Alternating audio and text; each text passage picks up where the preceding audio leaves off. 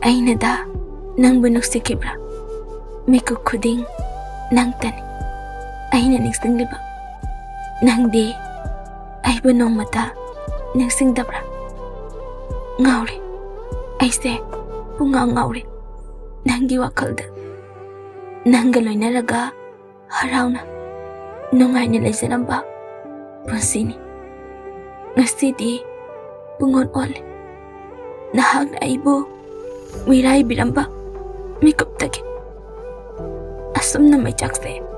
Kaya ang kuina kaang doon nalay ko ay banong. Ay nanggahana daw na. Nusis ana na.